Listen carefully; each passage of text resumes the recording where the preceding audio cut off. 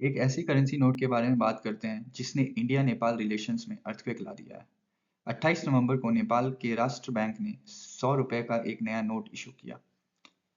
पर ये सिर्फ एक करेंसी नोट नहीं था। इसके पीछे एक टेरिटोरियल डिस्प्यूट है जो कि 200 साल से भी ज्यादा पुराना है।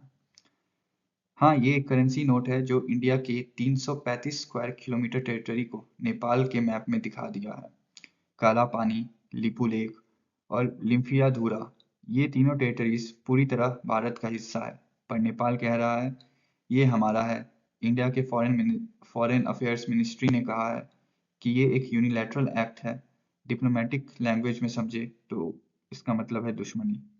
तो आज हम एनालाइज करेंगे कि आखिर क्यों नेपाल ने ये मूव किया और चाइना क्या बोल रहा है इस पे। सबसे पहले समझते हैं कि ये डिस्प्यूट आया कहाँ से। 1816 में जब एंग्लो नेपालीज वार खत्म हुई तो ब्रिटिश और नेपाल ने एक ट्रीटी साइन की, ट्रीटी ऑफ सुकाउली। इस ट्रीटी में कहा गया कि काली रिवर भारत और नेपाल के बीच की बाउंड्री होगी। लेकिन यहाँ पे एक प्रॉब्लम था। रिवर को सोर्स को लेके दोनों की देश अलग अलग राय रखते हैं। इंडिया कहता है कि काली रिवर का सोर्स ईस्टर्न स्ट्रीम से शुरू होता है जो काला पानी में है। नेपाल कहता है नहीं, रिवर का सोर्स वेस्टर्न स्ट्रीम से है जो लिम्फियाधुरा में है। यानी 250 साल की ओल्ड ट्रीटी और अभी तक कोई एग्रीमेंट नहीं बन पाया। अब तीनों टेरिटरीज की बात करें तो सबसे पहला है काला पानी जो 35 स्क्वायर किलोमीटर्स का है। दूसरा है लिपुलेख पास जो 5059 मीटर्स की हाइट पर है और ये कैलाश मानसरोवर पिलग्रिमेज का गेटवे भी है। और तीसरा है लिम्फियाधुरा जो नेपाल का वेस्टर्न बाउंड्री क्लेम है। टाइमलाइन देखें तो 1962 में इंडिया ने आईटीबीपी पोस्ट स्टैब्लिश किया था काला पानी में और 1998 में जॉइंट टेक्निकल कमेटी बनी थी, लेकिन अभी तक इसका कोई रेजोल्यूशन नहीं आ पाया है। और 2020 में नेपाल ने अपने कॉन्स्टिट्यूशन में अमेंड किया और अपना पॉलिटिकल मैप को रिवाइज किया और इन तीनों टेरिटरीज को अपना बताया। और फिर 2025 में नेपाल ने नवंबर में 100 रुपए के नए करेंसी नोट जारी किए और उस पे पॉलिटिकल मैप बना हुआ था और ये तीनों टेरिटरीज को अपना बताया। अब बात करते हैं कुछ नंबर और फैक्ट्स की। सबसे पहले टोटल डिस्प्यूटेड एरिया है 335 स्क्वायर किलोमीटर का, काला पानी 35 स्क्वायर मीटर और लिपू लेक का अल्टीट्यूड है 5059 मीटर्स। और टोटल नेपाल इंडिया की बॉर्डर है 1850 प्लस किलोमीटर्स जो कि 5 स्टेट्स को टच करता है। अब देखते हैं ये कंट्रोवर्शियल करेंसी नोट कैसा है। 100 रुपए का नेपाली नोट है ये।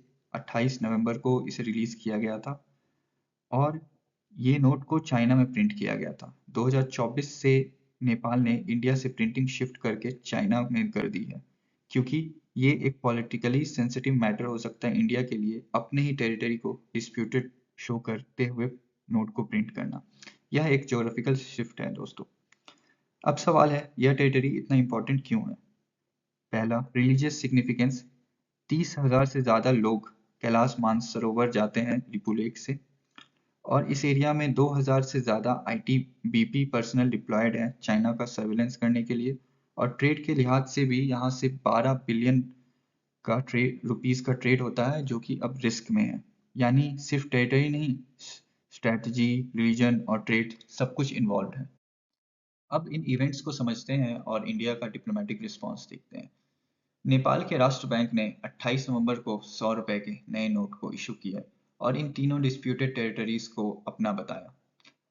इंडिया के एमईए से रिस्पॉन्स आया कि ये एक यूनिलैटरल एक्ट है और ये तीनों टेरिटरीज इंडिया की थी और हमेशा रहेगी। और ऐसा नहीं है ये इंडिया का नया स्टांस है, पहले भी इंडिया ने इस बात को काफी क्लियर तरीके से बताया है। जैसे अभी रिसेंटली 2024 में मिनिस्टर एस जयशंकर ने ये स्टेट किया कि अगर नेपाल कुछ भी ऐसे हरकतें करता है तो इससे इंडिया के पोजीशन में कोई भी डिफरेंस नहीं आता है और इसे टॉक से ही सॉल्व किया जाना चाहिए। और एक और रीजन तो इसका देखा जा रहा वो है जियोपॉलिटिकल कॉन्टेक्स्ट। नेपाल में अभी रिसेंटली ही जेएनजी प्रोटेस्ट हुए थे और ये भी कहा जा रहा है कि इसमें चाइना का इन्फ्लुएंस है क्योंकि Nepal belt and road initiative का पार्ट है और शायद इसीलिए नेपाल ने अपने प्रिंटिंग को इंडिया से चाइना में शिफ्ट कर दिया गया। अब सवाल है कि 200 साल से यह प्रॉब्लम सॉल्व क्यों नहीं हो रहा है। सबसे पहला चैलेंज है ट्रीटी एम्बिग्विटी। 1816 की ट्रीटी में ज्योग्राफिकल प्रिसीजन नहीं था। माउंटेन में रिवर का सोर्स को एग्जैक्टली डिफाइन करना मुश्किल था। सेकेंड चैलेंज है नेशनलिस्ट पॉलिटिक्स। नेपाल में जेनजी नेशनलिस्ट मूवमेंट है। गवर्नमेंट ने यह टेरिटोरियल मैप को यूज किया है अपने डोमेस्टिक पॉपुलैरिटी के लिए। तीसरा है Chinese influence. China implicitly support कर रहा है नेपाल को, स्ट्रेटेजिक कंपटीशन दे रहा है इंडिया को। और चौथा है स्टेटस को स्टेलमेट। इंडिया इस टेरिटरी को कंट्रोल करता है और नेपाल के पास कोई भी मिलिट्री लिवरेज नहीं है। तो इन सब का सॉल्यूशन क्या है? सबसे पहले ज्वाइंट रीइंटरप्रेशन। दोनों देशों को मिलकर मॉडर्न कार्टोग्राफी के साथ इस बॉर्डर एरियाज को फिर से इंटरप्रेट करना चाहिए। सेकंड है track two diplomacy. Civil society, think tanks को एक साथ लगाना चाहिए।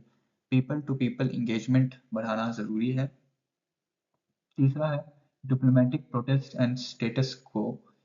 एमईए को इस मुद्दे को अपने सार्क प्लेटफॉर्म और अदर एडमिनिस्ट्रेटिव मीटिंग्स में उठाना चाहिए और इस पे सॉल्यूशन निकालने के लिए बात करनी चाहिए। और चौथा है इकोनॉमिक इंसेंटिव्स। इंडिया का 12 बिलियन का ट्रेड एडवांटेज है, तो इंडिया को डिप्लोमेटिक लेवरेज यूज करनी चाहिए। अब कुछ इस टॉपिक से रिलेटेड एमसीक्यूज देखते हैं जो आपके एग्जाम पॉइंट ऑफ व्यू से बहुत ही इंपॉर्टेंट है। Question 1. Nepal's new 100 rupees note issued on November 28, 2025 features which disputed territories? Option A.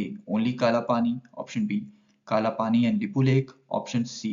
Kalapani, Lipu Lake and Limfiadhura. या Option D. Lipu Lake and Limfiadhura only. So इसका सही answer है option C, क्योंकि नेपाल ने तीनों territories को अपना बताया था। Question 2. The India-Nepal territorial dispute primarily stems from different interpretations of which river source.